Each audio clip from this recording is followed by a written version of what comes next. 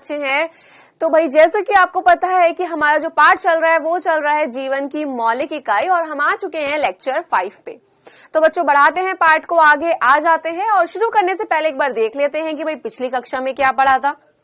चलिए, तो बच्चों पिछली कक्षा में जैसे कि आपको पता है कि मैंने आपको पढ़ाया था क्या, मैंने आपको पढ़ाया था प्लाज्मा झिल्ली। ठीक है, क्या पढ़ाया था? मैंने आपको पढ़ाया था ये प्लाज्मा झिल्ली, जिसको हम क्या कहते हैं, जिसको हम कोशिका झिल्ली भी कहते हैं। क्लियर है भाई? इसका तीसरा नाम भी है, वो क्या है? वो है कोशिका कला। ये हमने पढ़ा था और हमने जाना था कि भाई जो ये प्लाज्मा झिल्ली है इसमें पदार्थों की जो गति हो रही है, यानी कैसे भाई जो पदार्थ हैं वो कोशिका के अंदर आ रहे हैं और कोशिका के बाहर जा रहे हैं, क्योंकि यही संरचना तो क्या होती है आपकी, कोशिका झिल्ली होती है। अब कुछ पदार्थ ऐसे होते हैं जो कोशिका के अंदर आने होते हैं, कुछ ऐसे होते हैं जो कोशिका के बाहर जाने होते हैं, है ना। तो बेटा वही पदार्थ कैसे आए और कैसे गए वो हमने जाना था, और हमने जब जाना तो हमने वहां पे जाना कि भाई वो तो परासरण और कौन सी क्रिया बच्चा, वो है आपकी विसरण की क्रिया। इन क्रिया के द्वारा क्या कर रहे हैं आपके भाई जो कोशिका होती है उसके अंदर आ रहे हैं और उससे बाहर जा रहे हैं। ठीक है, और साथ ही साथ भाई हम लोगों ने एक बात और जानी थी, वो थी कि भाई पौधों में तो एक विशेष प्रकार की भित्ति मिलती है जिसे हम क्या कह देते हैं, कोशिका भित्ति कह देते हैं। क्लियर? तो ये सब हमने जाना था किसमें, पिछली कक्षा में। आज हम देखते हैं भाई कि आज हम क्या पढ़ने वाले हैं। क्लियर है? तो जल्दी से देख लीजिए आज हम क्या पढ़ेंगे बच्चों। सबसे पहले हम लोग पढ़ेंगे केंद्रक को, उसके बाद हम देखेंगे भाई केंद्रक की संरचना क्या है, फिर आएंगे हम भाई क्विज पे। तो इस तरीके से हम आज का टॉपिक को पढ़ेंगे। केंद्रक, जरा याद कीजिए केंद्रक, मैंने आपको बताया था कुछ, कोई रॉबर्ट ब्राउन वैज्ञानिक थे जिन्होंने कोशिका के अंदर केंद्रक का पता लगाया था। यानी कि आपकी एक पूरी कोशिका थी, कोशिका में एक छोटा सा बिंदु जैसी रचना दिखाई दी थी जिसको नाम दे दिया गया था केंद्रक। ठीक है, इसी केंद्रक को हमें क्या करना है, जानना है कि भाई आखिर ये है क्या, इसकी संरचना कैसी है, ये सब हम जानेंगे। एक बार देख लीजिए। तो जैसे कि आपको जीव द्रव्य शब्द पता है ना, जीव द्रव्य पुरकिंजे वैज्ञानिक ने दिया था, जरा याद करो बच्चों। और जीव द्रव्य क्या था कि भाई अगर एक मृत और एक जीवित कोशिका है, दोनों में आपको अंतर बताने की क्या अंतर है, तो यही सबसे बड़ा अंतर होता है कि भाई जो मृत कोशिका होती है उसमें जीव द्रव्य की उपस्थिति नहीं होती, और जो जीवित कोशिका होती है उसमें जीव द्रव्य की क्या होती है, उपस्थिति होती है ना। अब इस जीव द्रव्य में आपकी क्या थी बेटा, 3 चीजें थी ना। सबसे पहले कोशिका झिल्ली, दूसरे नंबर पे आपका क्या था बच्चा, दूसरे नंबर पे आपका यहाँ पे केंद्रक था, और उसके बाद क्या था भाई, उसके बाद था हमारा लास्ट में कोशिका द्रव्य। क्या था, कोशिका द्रव्य। ये तीनों चीजें थी जो एक जीव द्रव्य का निर्माण कर रही थी और एक जीवित कोशिका के अंदर पाई जा रही थी। अब भाई कोशिका झिल्ली तो पढ़ चुके हैं, हम आए हैं इस वाले केंद्र पे, यानी कि भाई अगर आपकी ये क्या है, ये तो आपके भाई प्लाज्मा झिल्ली यानी कोशिका है, तो उसके अंदर एक बिंदु जैसी रचना जिसको हमने क्या कह दिया, जिसको हमने कह दिया भाई केंद्रक। क्लियर? अब केंद्रक एक बार देखें होता कहां पे, कैसे दिखेगा, तो ध्यान से देखो। यहाँ पे आपका एक पूरा का पूरा ये क्या है, डायग्राम है। ये वाली जो भित्ति दिख रही है सबसे बाहर वाली, ये क्या होती है कोशिका की, भाई ये होती है सेल मेम्ब्रेन, यानी कि ये होती है क्या, कोशिका झिल्ली यानी प्लाज्मा झिल्ली। ठीक है, अब ये रहा देखो केंद्रक, और ये रहा आपका कोशिका द्रव्य जो ये फैला हुआ है ना। तो केंद्रक, बेटा केंद्रक की जब बात आती है सबसे पहले यहाँ पे नाम आता है कि भाई किनका, रॉबर्ट ब्राउन का, क्योंकि भाई रॉबर्ट ब्राउन ही वो वैज्ञानिक थे जिन्होंने किसकी, केंद्रक की क्या की थी, खोज की थी। बच्चों मैंने स्टार्टिंग में आपको सारे नाम बताए थे कि भाई कोशिका की खोज किसने की है, केंद्र की खोज किसने की है ना। याद करो जरा ध्यान से, याद आएगा सब कुछ। तो बच्चा खोज की थी रॉबर्ट ब्राउन ने, और याद रखना ये जो वैज्ञानिक का नाम है बहुत ही ज्यादा महत्वपूर्ण है। अक्सर ये क्वेश्चन पूछा जाता है कि केंद्र की खोज किसने और कब की थी। तो रॉबर्ट ब्राउन ने कब की थी, 1831 में, और उन्होंने बताया था भाई कि कोशिका के अंदर क्या होता है, क्या होता है, कोशिका के जो अंदर होता है वो क्या होता है, केंद्रक होता है। और इन्होंने देखा कहाँ था, तो बच्चों क्या होता है, एक ना ऑर्किड पादप था। कौन सा, ऑर्किड पादप। तो ऑर्किड एक पौधा था, उसकी किसमें, जड़ में, उसकी जड़ यानी कि मूल। जड़ को हम भाई मूल भी कह देते हैं, है ना, क्या कह देते हैं, जड़ को मूल भी कह देते हैं। तो ऑर्किड पादप की जड़ यानी कि मूल में क्या देखा था, उसकी कोशिका के अंदर केंद्रक को देखा था। क्लियर। तो इस तरीके से रॉबर्ट ब्राउन ने किसकी खोज की थी, केंद्रक की खोज की थी। और केंद्रक होता क्या है भाई, ये होता है किसका, जो हमारी कोशिका होती है, ठीक है, कोशिका का क्या कहते हैं, इसको कहा जाता है नियंत्रण केंद्र। इसकी जगह हम, केंद्र की जगह पे हम कक्ष शब्द भी इस्तेमाल कर सकते हैं। क्लियर। तो बच्चों ये याद रखना है कि कोशिका का नियंत्रण कक्ष और नियंत्रण केंद्र कौन है, तो वो होता है आपका केंद्रक। अब भाई इसे कहा क्यों गया था, क्योंकि जो आपका केंद्रक होता है ये क्या करता है बेटा, केंद्र, आपकी जो केंद्रक है वो कोशिका के अंदर जितनी भी क्रियाएं होंगी उन पे अपना कंट्रोल करेगा। क्या करेगा, उन पर अपना कंट्रोल करेगा, यानी कि जितनी भी क्रियाएं होंगी वहां पे इसका कंट्रोल होगा। जैसे भाई हम घर में होते हैं तो भाई घर में मम्मी पापा दादा दादी जितने भी हमारे बड़े होते हैं वो हमें बताते हैं कि तुम ऐसे करो, ऐसे मत करो, ठीक है। तो उस तरीके से जितनी भी कोशिका के अंदर क्रियाएं होंगी उन सबका जो कंट्रोल करेगा, नियंत्रण करेगा, वो ये केंद्रक करेगा। चलिए भाई, बात हो चुकी है केंद्रक क्या है, इसकी खोज किसने की और कैसे की थी, सब कुछ क्लियर हो गया। हमने जान लिया कि भाई कोशिका में कहाँ होता है। अब एक बार जानेंगे कि भाई जो हमारा क्या होता है, केंद्रक होता है, इसकी संरचना कैसी होती है, ठीक है। चलिए, तो बच्चों जो केंद्रक होता है वो 4 प्रकार की संरचनाओं से मिलकर बना होता है। कौन कौन सी 4 होती हैं, ध्यान से देखिएगा बेटा। तो क्या हुआ, सबसे पहले यहां पे आता है आपका केंद्रक झिल्ली।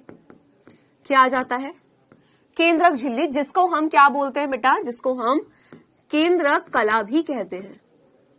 क्या कहते हैं, जिसको हम केंद्रक कला भी कह देते हैं। यानी कि अगर एक संरचना बना रही हूं, बहुत ध्यान से देखना, मैंने कुछ ये संरचना बनाई है इस प्रकार से, ठीक है। क्या बनाई बच्चों, मैंने ये एक संरचना बना दी, ठीक है। तो मैंने बोला ये जो संरचना है ये आपका क्या है, बाहर वाली जो संरचना हुई ये हुई आपकी केंद्रक झिल्ली या फिर केंद्रक कला। होता है ना कि भाई ये तो कोशिका हो जाती है, इसके अंदर ये केंद्र, इस केंद्र को अब हम देख रहे हैं बड़ा करके, जो कुछ दिखेगा इस तरीके से। अब दूसरे नंबर पे क्या आता है बच्चों, दूसरे नंबर पे आ जाता है आपका यहाँ पे केंद्रक द्रव्य।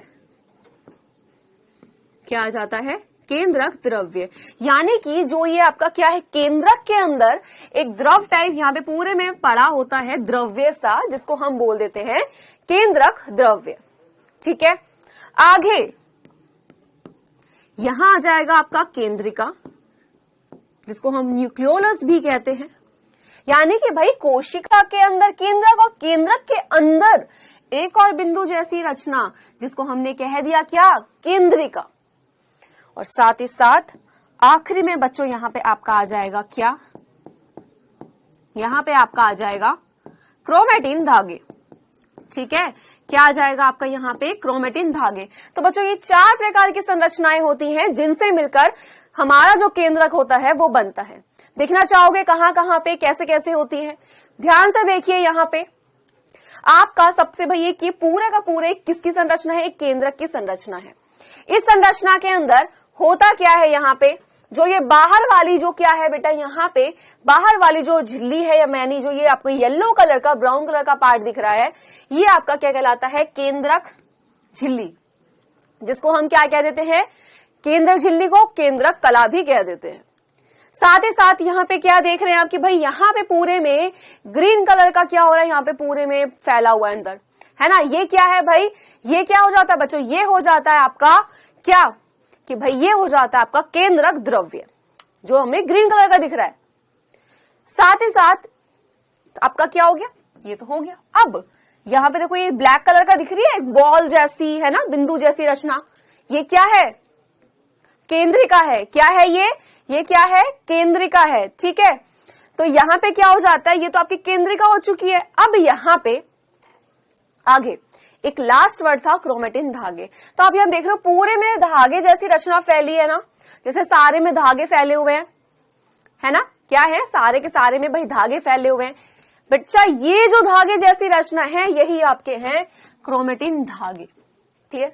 अब आप बोलोगे मैम एक वर्ड और लिखा है क्या, केंद्रक छिद्र, वो आपने नहीं बताया है ना, तो बताऊंगी बेटा। तो क्या होता है, जो आपकी बाहर वाली जो परत है, क्या होती है, जो बाहर वाली जो परत है उसमें इस जगह से जो ये स्पेस दिख रहा है, ये वाला, ये जो स्पेस है, तो यहां पे इनको हम बोल देते हैं केंद्रक छिद्र। क्या बोल देते हैं, केंद्रक छिद्र कह देते हैं। बेटा ये केंद्रक छिद्र क्या काम करते हैं कि भाई केंद्रक के अंदर कैसे पदार्थ आएंगे और केंद्रक से कैसे पदार्थ बाहर जाएंगे, है ना। तो इसीलिए यहां पे क्या है, ये छिद्र उपस्थित होते हैं, यानी इन छिद्रों के माध्यम से केंद्रक के अंदर पदार्थ आएंगे और केंद्रक से बाहर जाएंगे। अब आप सोचोगे क्या जाएंगे, तो आपको धीरे धीरे पता लगेगा क्या जाएगा। ठीक है, चलिए अभी के लिए आपको सिर्फ इतना याद रखना है कि भाई यहां से पदार्थ अंदर और बाहर आएंगे और जाएंगे। जैसे प्लाज्मा झिल्ली से जा रहे थे उसी तरीके से केंद्रक के अंदर से भी जाएंगे। अब जितने भी आपने नाम देखे इनको एक एक करके हम लोग देखेंगे। सबसे पहले केंद्रक झिल्ली, यानी कि भाई क्या हो जाता है, जो सबसे बाहर वाली जो परत थी वो हमारी क्या कहलाती है, वो हमारी यहां पे कहलाई जाती है केंद्रक झिल्ली। ठीक है, क्या कहलाई जाएगी, केंद्रक झिल्ली। भाई सबसे बाहरी परत है, क्या काम करेगी बच्चों, ये काम करती है एक आवरण का। किसका, आवरण। आवरण का मतलब क्या हो जाता है, आवरण का मतलब हो जाता है एक खोल का। खोल का काम करेगी। अब यहां पे हमने बोला था भाई यहाँ पे केंद्रक छिद्र होते हैं इसके पास, तो बेटा ये जो केंद्रक छिद्र होते हैं इनसे पदार्थ क्या होते हैं, भाई पदार्थ जो होते हैं वो क्या आएंगे, भाई केंद्र के अंदर भी आएंगे और केंद्र के बाहर भी जाएंगे। ठीक है, तो वो जो पदार्थ जाता है बेटा वो जाता है आरएनए। क्या जाता है आपका, आरएनए जाता है। अब क्या बारी आई भाई यहां पे बारी आई आरएनए क्या होता है ना। तो बच्चों मैंने आपको बताया था कि भाई एक ये संरचना है, ये है। क्लियर, मैंने इसको क्या नाम दिया था, मैंने इसको नाम दिया है डीएनए। क्लियर, कुछ कुछ याद आ रहा है, जब मैं आपको प्रोकैरियोट्स और यूकैरियोट्स में अंतर बता रही थी तो मैंने कहा था कि भाई जो यूकैरियोट्स होते हैं उनमें क्या मिलता है, यूकैरियोट्स में आपका डीएनए पाया जाता है। फिर मैंने बताया था भाई डीएनए जो होता है कुछ इस तरीके से होता है, यानी बच्चों एक रस्सी ये हो गई, एक रस्सी ये हो गई, ये डीएनए बन गया। लेकिन अगर इसी को मैं एक बना दूं तो ये क्या है आपका आरएनए। आपको बस यहाँ पे इतना ही याद रखना है, बस इतना ही। क्लियर, अब ये आपको पता चल चुका आरएनए का है। आप सोचोगे भाई आरएनए का पूरा नाम क्या है, तो बच्चों आरएनए का पूरा नाम होता है राइबो न्यूक्लिक अम्ल। क्या होता है, राइबो न्यूक्लिक अम्ल होता है। और डीएनए का भी पता है, डीऑक्सीराइबो न्यूक्लिक अम्ल। अभी हम जब आगे आएंगे क्रोमेटिन धागे पे तो आपको ये पूरा डिटेल में समझ आएगा क्या होता है। तो भाई आपको यहाँ पे ये पता चल चुका है कि आरएनए क्या है। तो बेटा आरएनए जो है उसका निर्माण कहाँ होता है, केंद्रक के अंदर होता है। वो भी पता लगेगा आगे कैसे होता है। बस यहाँ पे आपको ये जानना है कि भाई जो केंद्रक झिल्ली है वो सबसे बाहर वाली झिल्ली है और किसका काम कर रही है, यहाँ पे एक आवरण का, एक खोल का। जान चुके हैं, यहाँ पे केंद्रक छिद्र है, पदार्थ आएंगे और जाएंगे। अब आ जाइए दूसरे वाले पे। दूसरा क्या होता है, दूसरा आपका होता है केंद्रक द्रव्य।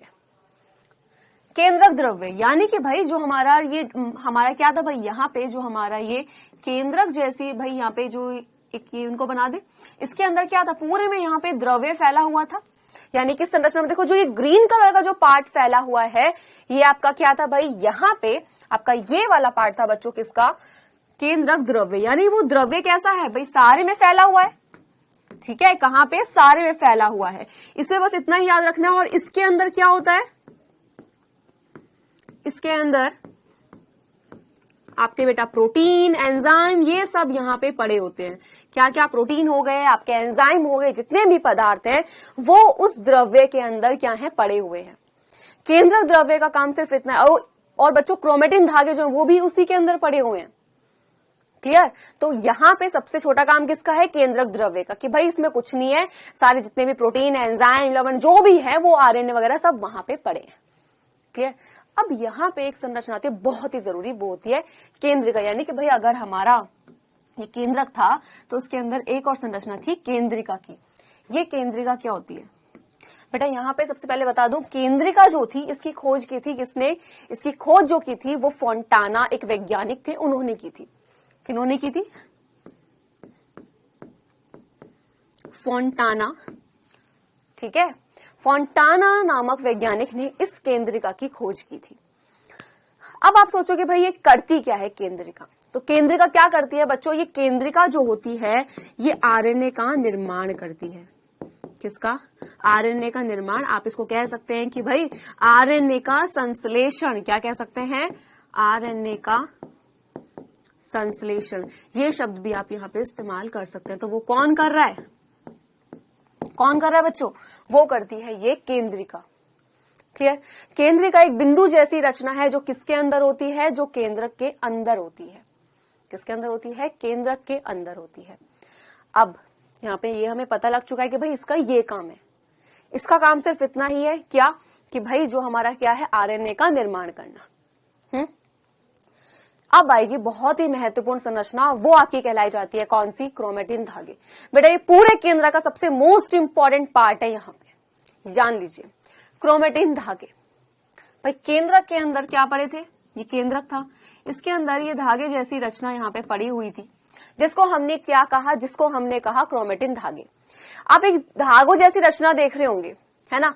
केंद्रक के अंदर ये कुछ इस तरीके से ही पड़े होते हैं। बहुत ध्यान से देखिए कैसे बिल्कुल धागे से पड़े ना, है ना? इसीलिए क्योंकि धागों जैसी रचना है, हमने इनको बोलते धागे जैसी रचना। लेकिन अगर बात करें भाई किसकी, तो बेटा रियलिटी की, तो बेटा वास्तव में क्या होता है? ये धागे जैसे ऐसे लगे आपको बहुत ही ज्यादा इल्झे पड़े हैं, कुछ नहीं है। लेकिन ये इतने क्या होते हैं बेटा? ये धागे जो होते हैं इतने सरल होते हैं कि हम इनको आसानी से पकड़ के अलग कर सकते हैं। उलझे हुए दिखते हैं लेकिन होते नहीं है ना? जो कहते हैं जो दिखता है वो होता नहीं है, उसी तरीके से ये जो धागे हैं लगेंगे उलझे पड़े, लेकिन एक एक को पकड़ के आप आसानी से क्या कर सकते हो? अलग कर सकते हो। अब क्रोमेटिन धागे मैंने ये क्यों कहा? क्योंकि बेटा ये बहुत ज्यादा इंपॉर्टेंट है। क्यों कहा? क्योंकि बेटा जो आपका क्रोमेटिन धागे हैं, ये धागे जैसी रचना तो पड़ी हुई है, ये धागे जो है ना ये आपका डीएनए है। क्या है? डीएनए। डीएनए कहाँ मिलता है? केंद्रक के अंदर, और केंद्रक के अंदर भी कहाँ पे? इन क्रोमेटिन धागों के रूप में पड़ा होता है। लेकिन बेटा क्या होता है? जैसे ही ये धागे क्या करते हैं? कोशिका विभाजन। अब आप बोलोगे कि मैम कोशिका विभाजन क्या होता है? तो बच्चों याद करो, रुडोल्फ विर्चो को मैंने बताया था कि अगर एक कोशिका है ये क्या करेगी भाई? नई नई कोशिकाओं को बनाएगी विभाजित होके। तो मैंने बताया था कि बट जाना, है ना? तो ये क्या करेंगे क्रोमेटिन धागे बच्चों? ये क्रोमेटिन धागे जो होते हैं जैसे ही कोशिका विभाजन करते हैं, यानी क्या होती है वहां पे? कोशिका विभाजित होती है। अभी तो भाई ये किसमें? धागों जैसी रचना में पड़े हैं, लेकिन बाद में किस संरचना में आ जाते हैं बच्चों? ये आ जाते हैं इस प्रकार की संरचना में। किसमें आ गए? इस प्रकार की संरचना में आ जाते हैं। और जब ये इस संरचना में आते हैं तो हम इनको कह देते हैं क्या? गुणसूत्र।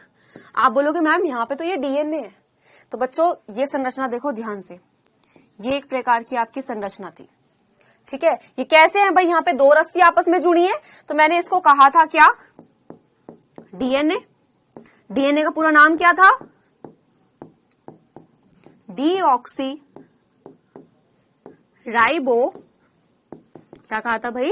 डीऑक्सी राइबो न्यूक्लिक अम्ल,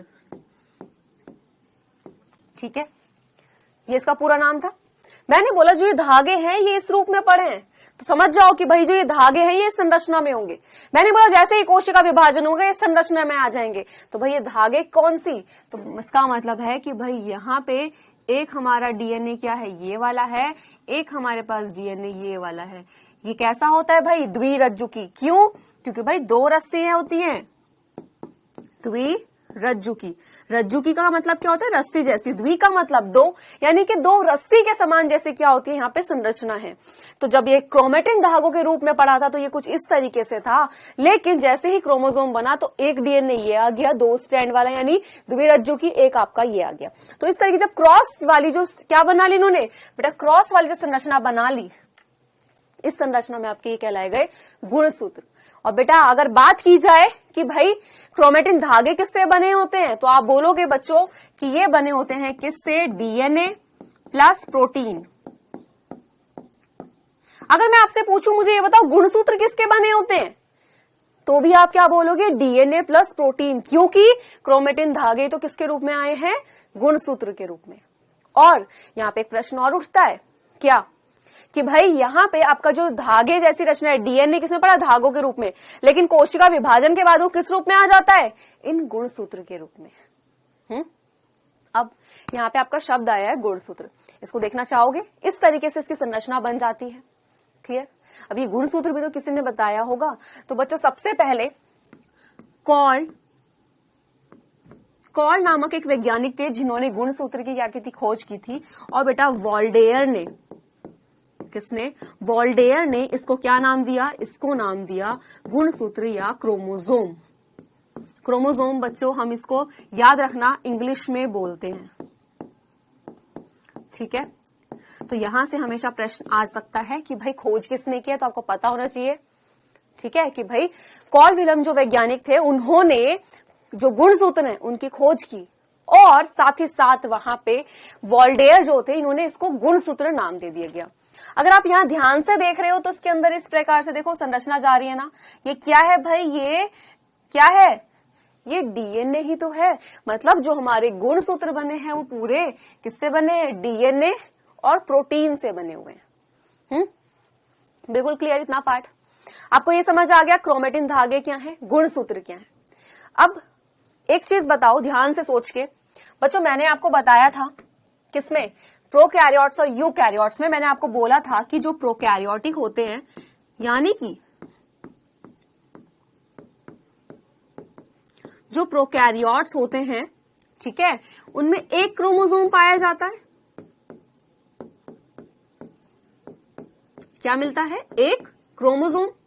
वहीं पे मैंने आपसे बोला बच्चों कि भाई जो यूकैरियोट्स होते हैं, प्रोकैरियोट्स कैसे होते हैं, अविकसित होते हैं, लेकिन यूकैरियोट्स तो भाई विकसित होते हैं। और मैंने बोला था यहां पे कैसे भाई, एक से अधिक क्रोमोसोम यानी कि गुणसूत्र मिलेंगे, ठीक है, एक से अधिक क्रोमोसोम मिलेंगे। इतना क्लियर था कि भाई प्रोकैरियोट्स में एक मिल रहा है, लेकिन कहां पे, यूकैरियोट्स में क्या मिलता है, एक से अधिक क्रोमोसोम। ठीक, क्रोमोसोम आपको पता चल चुका है डीएनए से बने होते हैं। तो यहां पे ये जान लो कि जो प्रोकैरियोट्स होते हैं उनमें जो डीएनए पड़ा होता है वो कहां पे, उस कोशिका द्रव्य में क्या होता है, पड़ा होता है। अगर वहां पे वो क्या है भाई, ये क्या हो गई, झिल्ली हो गई, इसके अंदर जो कोशिका द्रव्य होता है वहां पे वो डीएनए पड़ा होता है। लेकिन जो भाई कहां पे, यूकैरियोट्स में जो डीएनए मिलता है वो कोशिका के अंदर, केंद्रक के अंदर मिलता है। इतना समझ आ गया, क्लियर। अब दूसरा पॉइंट ये है यहां पे ये बताने का कि भाई एक से अधिक क्रोमोसोम, अगर बात करें किसकी, अगर हम बात कर लेते हैं यहां पे मनुष्य की, किसकी बात करते हैं बच्चों, अगर हम मनुष्य की मैं आपसे बात कर रही हूं कि भाई जो मनुष्य होते हैं, ठीक है, उनमें कितने पाए जाएंगे, अपनी बात कर लेते हैं कि भाई देखो सब में अलग अलग गुणसूत्र मिल रहे हैं, लेकिन हम अपनी बात करते हैं। चलो तो भाई मनुष्य में बच्चों कितने गुणसूत्र पाए जाएंगे, तो बेटा यहां पे आपके ना जोड़े की बात करते हैं। मनुष्य में 23 जोड़े है ना। जोड़े का मतलब क्या होता है कि भाई एक जोड़ा है तो एक जोड़े में कितने हो जाएंगे, 2 हो जाएंगे। और 23 में कितने हो जाएंगे भाई, 23 जोड़े हैं तो डबल कितना हो जाएगा, 46 हो जाएगा, 46 हो जाएगा। क्लियर। तो अगर कभी आपका प्रश्न आए कि मनुष्य में कितने जोड़ी गुणसूत्र मिलते हैं, तो वो कितने मिलेंगे आपके, 23 जोड़े में, ठीक है, यानी 23 जोड़ी। अगर बात करें कि जोड़े में मत बताओ, हमें बताओ टोटल कितने हैं, तो होते हैं 46। ठीक। अब एक चीज और ध्यान से सुनना भाई, 23 जोड़े तो होते हैं जिसमें से बच्चों जो 22 जोड़े होते हैं, यानी 23 में से 22 जोड़े जो होते हैं उनको हम कहते हैं ऑटोसोम्स। क्या कह देते हैं, ऑटोसोम्स कहते हैं। और जो 23वां गुणसूत्र होता है, क्या होता है, जो 23वां गुणसूत्र होता है वो हमारा भाई यहाँ पे हमारा क्या कहलाएगा बेटा, वो हमारा यहाँ पे कहलाएगा लिंग गुणसूत्र। लिंग गुणसूत्र मतलब कि भाई लड़का होगा या लड़की होगी, उसका जो निर्धारण करते हैं वो 23वां गुणसूत्र होता है। ठीक है, ये नर में अलग होगा, मादा में अलग होगा, लेकिन जो ये 22 जोड़े होंगे बच्चों, ये नर में भी 22 जोड़े सेम होंगे, यानी 44। 23 जोड़े तो हमने बोला 46, तो यहाँ पे हमने बोला 22 जोड़े, यानी कि टोटल कितने हो गए 44। भाई ये नर में भी सेम है, मादा में भी सेम है, लेकिन किसमें, जो 23वां गुणसूत्र है नर में अलग होता है और मादा में अलग होता है। तो भाई यहाँ पे यानी कि 2 हो गए टोटल, 44 और 2 46 हो गए। तो भाई नर और मादा में क्या बोला, अलग अलग होता है। तो बेटा जो नर होते हैं उनमें कौन सा होता है, आपका X और Y, और वहीं पे जो मादा होती हैं उनमें कौन सा होता है, X और X। ठीक है, और बाकी जो 22 जोड़े होते हैं वो समान होते हैं। इतनी बात समझ आई। ये बात किसकी हो गई यहाँ पे, गुणसूत्र की। अब आगे क्या आएगा आपका, भाई गुणसूत्र हम लोग देख चुके हैं, है ना, हमने जान लिया कि भाई ये डीएनए और प्रोटीन से बने हैं। अब आगे आपके सामने एक चीज दिख रही है, आपको ये दिख रहा है डायग्राम कि भाई ये कोशिका है, इसके अंदर केंद्रक है, सारा बहुत अच्छे से समझ आ रहा होगा, है ना, कि केंद्रक है, ये गुणसूत्र क्या है। तो गुणसूत्र आपकी ये संरचना थी, तो उसका बीच वाला जो ये डॉट वाला जो पार्ट है ये सेंट्रोमियर कहलाता है, और जो ये वाला जो ब्लू कलर का जो पार्ट बना है ये टीलोमियर। भाई गुणसूत्र हैं किससे बने हैं, डीएनए से बने। अब आप देख रहे हो यहाँ जीन लिखा हुआ है, जीन क्या है ना, क्या है कि भाई जो जीन लिखा हुआ है ये जीन शब्द क्या है। तो बच्चों ये जीन शब्द जो था ये किसने, एक जॉनसन नामक वैज्ञानिक थे। कौन, जॉनसन नामक वैज्ञानिक, उन्होंने ये जीन शब्द को दिया था। ठीक है, क्या दिया था, ये जीन शब्द को यहाँ पे दिया था। और बच्चों जो ये क्या होते हैं, जो जीन होती हैं, यानी कि आपका ये पूरा डीएनए है ना, तो अभी सिर्फ आपको इतना पता होना चाहिए कि डीएनए के छोटे से भाग को हम क्या कह देते हैं, जीन कह देते हैं। यहाँ पे हम ये भी बोल सकते हैं कि डीएनए के क्रियात्मक खंड को हम क्या कहते हैं, जीन कहते हैं। देख लीजिए आपका पूरा का पूरा गुणसूत्र, इसके अंदर पूरे में डीएनए होता है, डीएनए का ही बना होता है। ये आ गया डीएनए, और इसका देखो पूरे डीएनए को नहीं बोला हमने, सिर्फ इस छोटे से भाग को क्या नाम दे दिया, जीन नाम दे दिया। क्लियर, क्या नाम दे दिया यहाँ पे, जीन हमने नाम दे दिया। क्लियर। और बच्चों याद रखना जो ये गुणसूत्र होते हैं इनको हम क्या बोलते हैं, आनुवांशिक सूचना के वाहक। किसके, आनुवांशिक सूचना के वाहक बोलते हैं। क्यों, क्योंकि भाई यहाँ पे जीन की क्या होती है, उपस्थिति होती है। आपको सिर्फ इतना पता होना चाहिए, डीएनए के छोटे से भाग या फिर डीएनए के क्रियात्मक खंड को हम जीन कहते हैं। क्लियर है।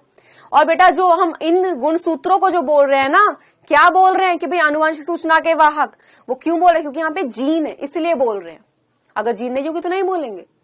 तो बेटा क्या होता है, जो डीएनए होता है ना, डीएनए जो होता है वो कहाँ मिला, केंद्रक में। भाई तो बहुत ही जरूरी पार्ट होता है। क्यों, क्योंकि भाई जो हमारे भाई जितनी भी सूचनाएं आई हैं मम्मी पापा से, है ना, हमारे माता पिता से हमारे अंदर जो आई है ना, वो किस रूप में आई है, डीएनए के रूप में। तभी तो बोल देते हैं कि भाई तुम अपनी मम्मी की तरह हो, तुम अपने पापा की तरह हो। उनमें मदद कौन कर रहा है, ये कर रहे हैं। आनुवांशिक क्या है कि भाई जो हमारे किसमें दादा दादी में थे, पापा में आए, पापा से हम में आए, भाई हमसे हमारे आने वाले संतानों में जाएंगे। तो जो वो सूचनाएं जा रही हैं कि भाई तुम अपने पापा की तरह हो, मम्मी की तरह हो। क्यों, क्योंकि भाई दोनों की क्या है, उसमें लक्षण है, आनुवांशिक सूचनाएं आई हैं। तब भाई जो बच्चे में आई हैं वो झलक दिख रही है उसमें कि भाई आप में जो बच्चा है उसमें वो लक्षण है। क्लियर है। तो इसीलिए बेटा तो एक पीढ़ी से दूसरी पीढ़ी में, ठीक है, तो जो सूचनाएं जा रही है वो कौन करता है, डीएनए। क्योंकि डीएनए क्या होता है, डीएनए जो होता है ये आपका ये होता है आनुवांशिक पदार्थ। क्या होता है, आनुवांशिक पदार्थ होता है। और जो सूचनाएं पहुंचाने का कार्य कर रही है उसमें मदद जो कर रहे हैं ये गुणसूत्र। ठीक है, बिल्कुल क्लियर। गुणसूत्र किससे बने हैं, डीएनए से। डीएनए का छोटा सा भाग जीन, बिल्कुल क्लियर हो जाता है। और यहां पे आके आपका क्या हो जाता है, पूरा का पूरा ये हो जाता है क्लियर। ठीक है, तो अब जल्दी से ले लें ओएमआर यानी कि 1 मिनट रिवीजन। चलिए बच्चों जल्दी से, हमने क्या जाना, हमने जाना भाई केंद्रक को, केंद्रक आखिर है क्या। साथ ही साथ हम लोगों ने क्या जाना, हम लोगों ने जाना भाई केंद्रक की संरचना, यानी उन 4 भागों को जाना। हमने केंद्र की संरचना देखी है, उन 4 भागों को देखा है। साथ ही साथ बच्चों यहाँ पे जब हमने केंद्र की संरचना को जाना तो मोस्ट इंपॉर्टेंट पार्ट जो हमें मिला जानने को वो था बच्चों हमारा कौन सा, गुणसूत्र का। किसका? गुणसूत्र का। ठीक है, तो 4 प्रकार की संरचनाएं थी, कौन कौन सी? पहली थी आपकी कौन सी भाई, आपका केंद्रक कला, दूसरी आपकी आई कौन सी, केंद्रक द्रव्य, तीसरी केंद्रिका और चौथा आया क्रोमेटिन धागे। ठीक है, तो ये हमने आज पढ़ा है। अब आगे आ जाते हैं क्विज पे। चलिए भाई, मैंने आपसे बोला था जो पढ़ाऊंगी प्रश्न पूछूंगी, तो आंसर कीजिए। पहला प्रश्न आपके सामने है, क्या धागे के समान बना जाल जैसी रचना होती है क्या?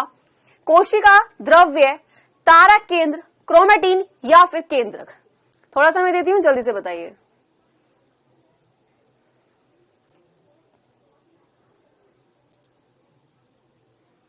जल्दी से।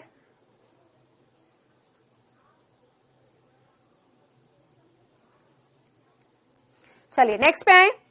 क्या है? डीएनए के क्रियात्मक खंड को डैश कहते हैं क्या? जीन, न्यूक्लिक अम्ल, क्रोमोसोम या फिर प्रोकैरियोट? जल्दी से बता दो क्या कहेंगे।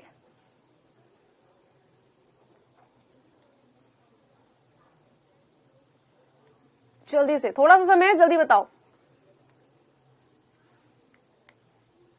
आ जाए पहले वाले पे। चलिए पहले वाले पे आते हैं। और पहला प्रश्न क्या है? धागे के समान बना जाल। भाई केंद्रक था, उसके अंदर क्या थे? धागे जैसी रचनाएं थी ना, तो इन धागों जैसी रचनाओं को हमने क्या बोला? क्रोमेटिन, यानी क्रोमेटिन धागे। कोशिका द्रव्य गलत, तारक केंद्र गलत और केंद्रक भी गलत। भाई धागे तो उन्होंने वर्ड ही दे दिया है ना, उन्होंने बोला अब बताओ क्या कहते हैं, तो क्रोमेटिन, यानी क्रोमेटिन धागे। आंसर हो जाएगा ऑप्शन नंबर सी।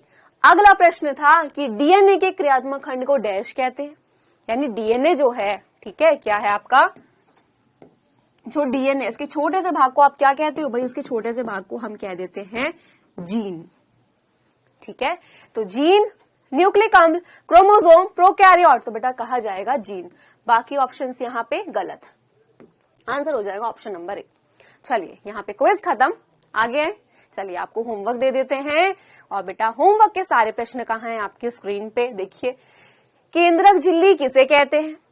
दूसरा प्रश्न, डीएनए का पूरा नाम लिखिए। तीसरा, क्रोमोसोम किससे बने होते हैं? चौथा प्रश्न, माता पिता के गुण संतान में किस रूप में जाते हैं? जब कोशिका विभाजित नहीं हो रही हो तो डीएनए किस रूप में होता है? ये आपके प्रश्न है आपके होमवर्क के लिए। अब जान लें अगली कक्षा में क्या पढ़ेंगे। तो बच्चों अगली कक्षा में हम क्या पढ़ेंगे देख लीजिए। अगली कक्षा में आप लोग पढ़ोगे कोशिका द्रव्य क्या है, अंतर द्रव्य जालिका क्या है और राइबोसोम क्या है। ठीक है, तो भाई अब हम पहुंच चुके हैं जीव द्रव्य के तीसरे वाले भाग पे, यानी कि हमने प्लाज्मा झिल्ली को पढ़ लिया है, हमने केंद्रक को पढ़ लिया, अब हम आएंगे कोशिका द्रव्य पे। तो मिलते हैं अगली क्लास में, देखेंगे क्या होता है। चलिए धन्यवाद।